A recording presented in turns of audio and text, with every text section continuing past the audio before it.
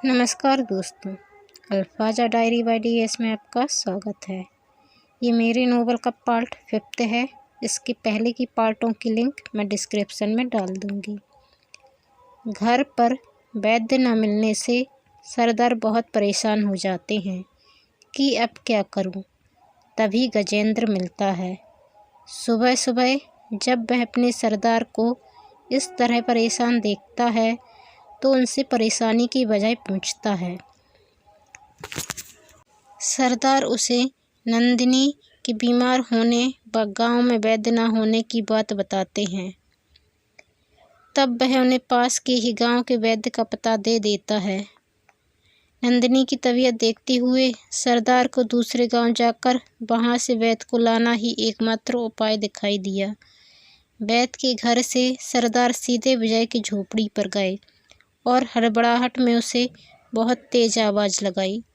विजय के घर पहली बार सरदार का आना हुआ था, वो भी सुबह सुबह। सरदार की आवाज़ सुन विजय चौंकते हुए उठता है और बाहर आकर सरदार को प्रणाम करता है। सरदार उसे सारी बात बताकर कहते हैं,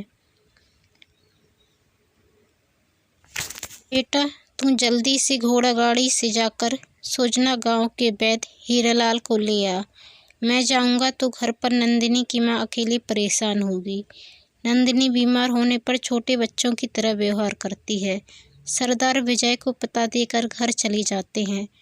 विजय सिर्फ मुँह धो कुर्ता पहन तुरंत वैद्य को लेने चल पड़ता है। रास्ते में घोड़ा गाड़ी को ऐसे दौड़ाता है कि सब राहगीर देखते रह जाते हैं। इधर नंदिनी की तबीयत और खराब हो जाती है। सरदार दरवाजे पर ही खड़े होकर विजय व वैद्य की बेसब्री से राह तकते हैं। विजय भी घोड़ा गाड़ी बहुत तेजी से दौड़ाता है, जिससे वैद्य को गिरने का डर लगने लगता है और वह विजय को धीरे चलने को कहते हैं।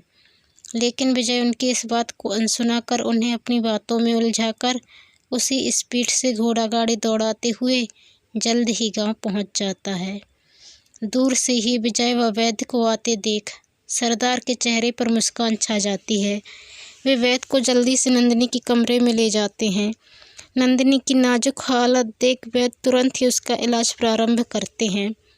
करीब आधे घंटे के इलाज के बाद वैद्य नंदिनी से पूछते हैं कि अब वह कैसा महसूस कर रही है।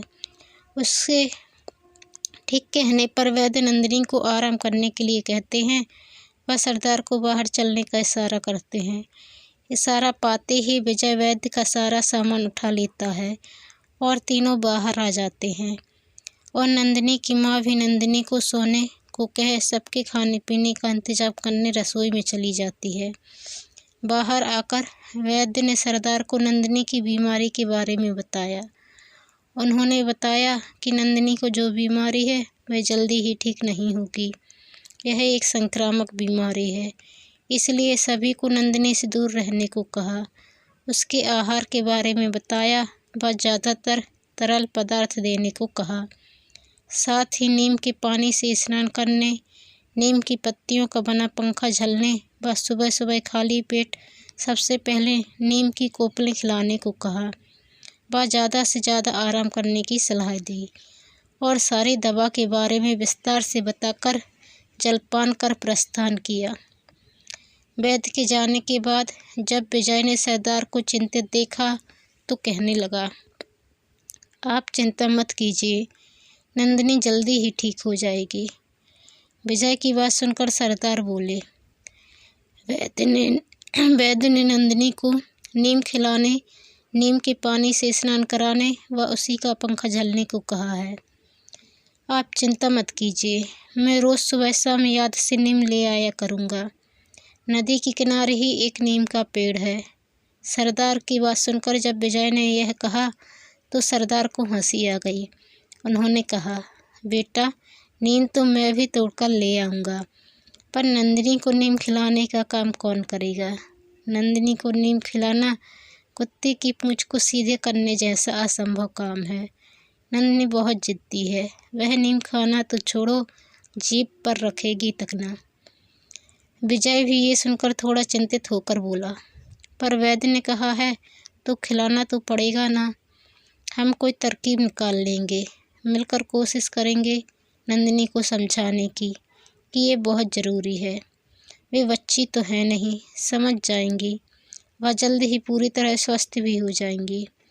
मैं अभी नदी किनारे स्नान करने जाता हूँ, वह नीम ले आता हूँ। सरदार के यहाँ कहने पर विजय चला जाता है। वह कुछ समय बाद नीम लेकर लौटता है। तब तक नंदिनी जाग चुकी होती है। विजय नंदिनी की माँ को नीम सौंप देता है। नंदिनी की माँ ही नीम पर नज़र पड़ती है। वह तुरंत ही अजीब सा मुँह बनाकर माँ से पूछती है, माँ यह नीम किस लिए?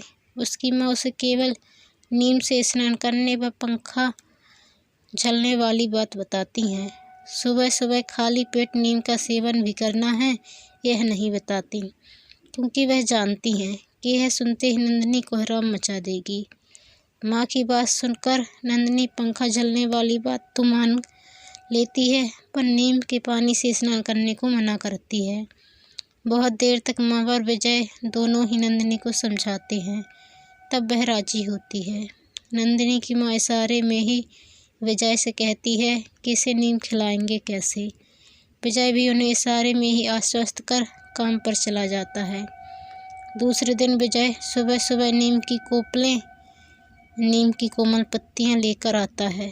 सीधे जाकर नंदिनी को कहता है, लीजिए आपकी दवा, इसे अभी मेरे सामने खाना है, चलिए खाइए।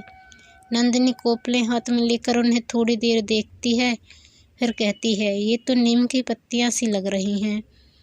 फिर एक पत्ती को थोड़ा मसलकर सूंघकर कहती है, हाँ ये तो नीम है, मैं मर जाऊंगी पर इसे न खाऊंगी, कहकर फेंक देती है। ये देख विजय को हंसी आ जाती है। उसे पता था कि नंदिनी ऐसा ही कुछ करेगी, इसलिए वह नंदिनी के हाथ पर थोड़ी सी ही नीम की पत्तियां रखता है। बाकी पत्तियां पीसकर एक गोली बनाकर लाता है।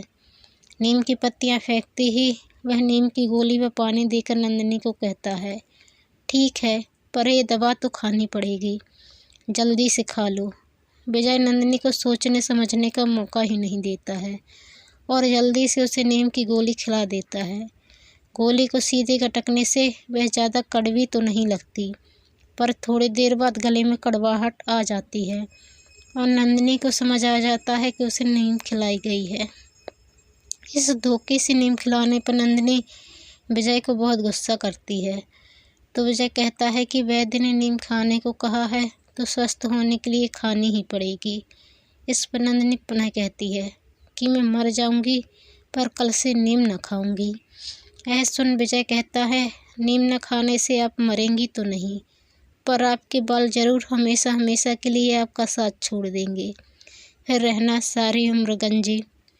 विजय की बात सुनकर नंदिनी की माँ व सरदार दोनों ही मन प्रसन्न होकर विजय का साथ देते हुए विजय की हाँ में हाँ मिलाते रहते हैं।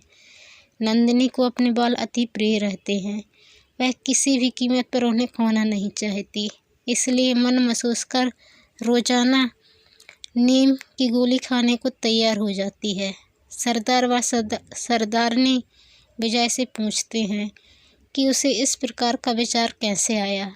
तब विजय बताता है कि एक दिन सांची नंदिनी के बालों की तारीफ कर रही थी, तो नंदिनी बहुत खुश हो रही थी और खुश होते हुए सांची से कह रही थी, मेरे बाल मुझे जान से भी ज़्यादा प्यारे हैं।